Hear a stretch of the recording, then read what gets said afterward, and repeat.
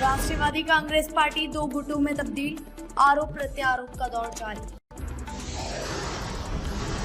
शरद पवार और अजीत पवार दोनों ही एक दूसरे को निष्कासित बता रहे।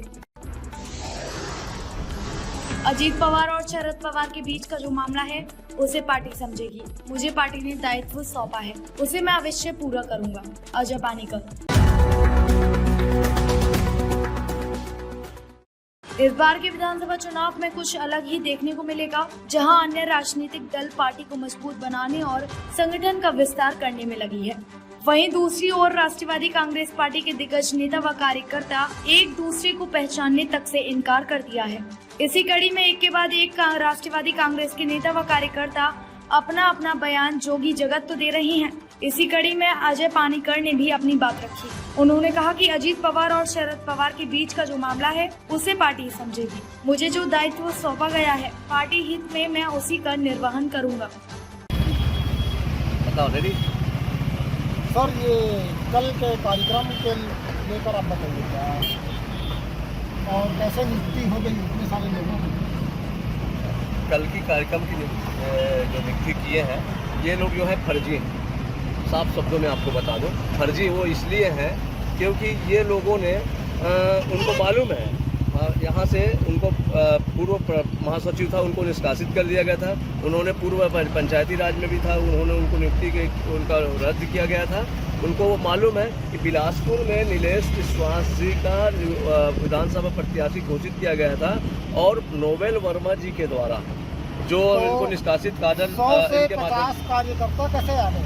100 से 50 कार्यकर्ता जो है उनके हमारे ही टीम के लोग हैं, हमारे ही लोग, हमारे छोटे भाई लोग हैं जिनका नियुक्ति उन्होंने दिया है आपस में बिलास। और बात यहाँ है वैचारिक लड़ाई। जो पवार साहब है, आज तक हम कांग्रेस के हमारे विचारधारा है, पवार साहब के विचारधारा है जो देश हित में जनहित में जो आज तक काम करते आए हैं। इसका जीता जाता उदाहरण आपका महाराष्ट्र खुद ही है, हमारा प्रदेश जो लगा हुआ है हमारे छत्तीसगढ़ से। और पवार साहब का जो विचारधारा है पूरे जनता महाराष्ट्र से देश तक उनसे सहमत है और उनको प्यार करती है और सराहती है। खास सवाल अजीत पवार जी का, हमें ये नहीं मालूम इस किस कारणवश गए हैं, पर जिस नाम से भाजपा जानी जाती है जो खरीद फरोख्त में निकल पड़े हैं, क्योंकि चुनाव का नज़दीक है, 2024 का भी चुनाव नज़दीक है। उन्होंने मुझे बताया कि 41 विधायक हैं और मुख्यमंत्री हमारे होंगे। उनका आंकड़ा थोड़ा गलत है। मैं आपको एक पत्र दिया हूं पवार साहब का, जिसमें 9 विधायकों का सदस्यता रद्द करने की बात उसमें उल्लेख है, क्योंकि पार्टी विरोधी काम में कुछ काम किए हैं। साथ ही साथ आपके प्रफुल्ल पटेल जी का भी निष्कासन का उसमें उल्लेख है। तो आप उससे मान के चलिए, अभी तक स्पीकर महाराष्ट्र की विधानसभा में वो फैसला होना है और उस फैसले में अगर हमारे पक्ष में नहीं आएगा तो माननीय पवार साहब या राष्ट्रवादी कांग्रेस पार्टी। बताइए भैया जी, परिचय देंगे अपना? मैं अजय पानीकर, मैं जिला ऑटो संघ अध्यक्ष बिलासपुर और मैं राष्ट्रवादी कांग्रेस से प्रदेश महामंत्री हूँ। अभी राष्ट्रवादी कांग्रेस पार्टी 2 गुटों में बढ़ गई है। जी बटी हुई है। उसमें आप किसको सपोर्ट करते हैं, अजीत पवार या शरद पवार? अजीत पवार। अभी तो निष्कासित अजीत पवार के जितने कैंडिडेट हैं या जितने पदाधिकारी हैं उनको ये मानना गलत है। वो ऊपर की लड़ाई है, ये उनके ऊपर क्लेम लगाया जा रहा है और ये झूठी खबर है, ये ऊपर की लड़ाई है।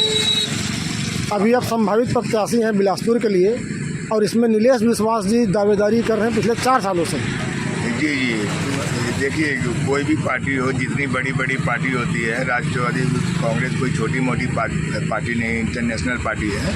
चाहे कांग्रेस पार्टी हो, राष्ट्रवादी पार्टी हो या चाहे बीजेपी हो, बहुजन हो, कोई भी पार्टी अगर टिकट देती है तो वो यही समझ के देती है कि प्रत्याशी में दम नहीं, तो टिकट देने का अधिकार किसको है, शरद पवार को है कि अजीत पवार को है? नहीं, हमको तो जहाँ से लेटर हेड जारी हुआ पूरे पत्रकारों के सामने में, हमको तो अजीत पवार जी ने, राजेंद्र जैन जी है, पुरुषोत्तम पांडे जी है प्रदेश अध्यक्ष। तो वो तो पहले से निष्कासित है।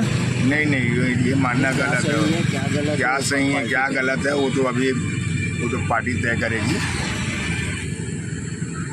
ठीक, और कुछ जी और कुछ कहना चाहते हैं? और ऐसा है कि ये जो अभी हमारे ऊपर फ्लेम लगाए हैं, उनका नाम क्या है?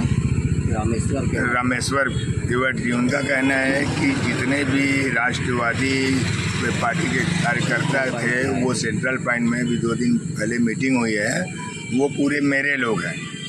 और मेरे कार्यकर्ता ये हैं अभी तो दो ही 4 लोग हैं। आप लोग उनको जानते हो क्या? रामेश्वर तिवारी सरासर गलत है, उसको कोई नहीं जानते हैं और उनके पास कोई जनाधार नहीं है और हम उसको जानते भी नहीं हैं और उसके पार्टी से हमको कोई मतलब नहीं है। बिलासपुर में जनता कांग्रेस है, कांग्रेस पार्टी है, भाजपा है, कैसे करेंगे चुनौती स्वीकार आप? जमीनी स्तर से करेंगे। जमीनी स्तर ये से जवाब थोड़ी हुआ यार। जी। जमीनी स्तर से कैसे करेंगे आप? जमीनी स्तर से तो सारे नेता चुनाव लड़ रहे हैं, आप उनके सामने कैसे अपने आप को प्रेजेंट करेंगे? देखिए, हम भी नेतागिरी करते हैं। मैं जिला ऑटो संघ का सम्मानित अध्यक्ष हूँ। अब जनता बताए कि हमको कोई भाजपा से भी दुश्मनी नहीं है, हमको कांग्रेस से भी दुश्मनी नहीं है। हमारे भैया भी बहुत अच्छे व्यक्ति हैं और शैलेश पांडे जी भी बहुत अच्छे व्यक्ति हैं। अब हमको जनता इस बार फैसला लिया है कि एक बार इनको भी मौका मिला जाए। चुनाव क्यों लड़ना चाहते हैं आप? जनता की आवाज़। जनता की आवाज़ है, वो तो अभी परिणाम सामने भी आ जाएगा। और जो रामेश्वर तिवारी जी बोले हैं वो बिल्कुल गलत बात को बोले हैं कि एकदम से अर्जी फर्जी है, वो उनका बोलना हम स्वीकार नहीं करते। और अभी तो मुझे मैंने ज़मीन लिया था और एग्रीमेंट किया था, अब जान रहे हैं कि मुझे टिकट मिलने वाली है। उसमें भी कुछ लोग मीडियाबाजी में ऐसा वैसा किसी का सियाना उखाड़ दिया, किसी को ये कर दिया, ये गुंडा है। मैंने 15 लाख का लॉकडाउन में राशन बांटा था, पूरी बिलासपुर की जनता जानती है। मैं अपनी ज़मीन बेच के, ऑनलाइन ज़मीन बेच के, मुक्का वाली ज़मीन बेच के मैंने 15 लाख का राशन बांटा। E rickshaw, diesel auto, petrol auto, भरने बिनने वाले लोगों, कबाड़ी लोगों को। तो मैं किसी का घर कहाँ से उनका बिगाड़ूंगा? तो कोई आपका दुश्मन है जो आपको पीछे से बदनाम करने की कोशिश कर रहा है? देखिए, सबसे पहले तो ये मेरा एग्रीमेंट है और मेरा रजिस्ट्री रहता तो एक बार वहाँ पर मैं जाता। जब मेरी रजिस्ट्री नहीं है तो मैं कानून को तो हाथ में ले नहीं सकता। तो 2-4 होटल वाले हैं जो मेरे बारे से छाप रहे हैं। अगर 2-4 होटल वाले अगर ये चाह रहे हैं कि एसपी साहब हम बन गए, थानेदार यदि हम बन गए, तो फिर पुलिस प्रशासन को हटा देना चाहिए।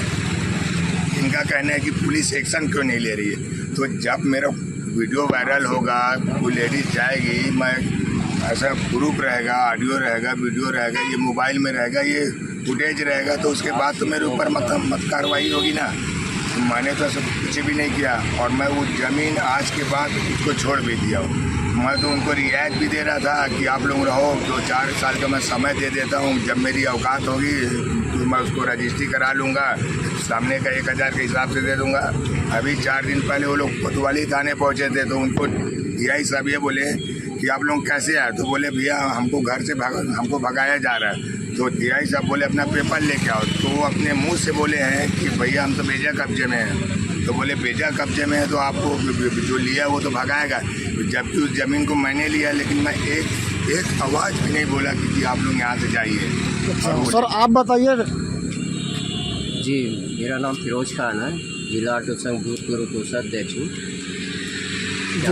क्या बोलना है, क्या पूछना चाहिए? अजय पानीकर को कब से जानते हैं आप? उनकी छवि के बारे में बताइए। जो लोग उनको पानीकर जी को जमीन के मामले से गुंडा बता रहे हैं। ये ना, अजय पानीकर जी को मैं ऐसे लॉकडाउन के समय से जान रहा हूँ। जब उस वक्त ऑटो संघ के ऊपर बहुत बड़ी विपत्ति आई थी, खाने के लिए किसी के घर में ऐसे अनाज नहीं था, तो उन्होंने पहल किया, शुरू किया और अपना ज़मीन बेचकर 15 लाख रुपए तक का राशन बांटे हुए, और किसी को भेदभाव से नहीं, हर धर्म के लोगों को बांटे, हर जाति के लोगों को बांटे, ना वो ऊँच देखे ना नीच देखे। ऑटो परिवार से लेके अन्य गरीब परिवार को भी दिए। ये उनकी इंसानियत और सबसे अच्छा एक मतलब उन्होंने परिचय दिया कि ऐसे इंसान की मदद करना अच्छी बात है। तो हम तो उनको उस समय से जानते हैं, इसलिए हम यही बोलेंगे कि अजय पानीकर जी जो है आज दावेदारी कर रहे हैं, अगर टिकट मिलता है तो गरीब जनता उनके साथ रहेगी, खड़े रहेगी। बस ताज़ा खबरों से जुड़े रहने के लिए हमारे चैनल को सब्सक्राइब करें और बेल आइकन को दबाना ना भूलें ताकि हर खबर की नोटिफिकेशन आपको मिलती रहे।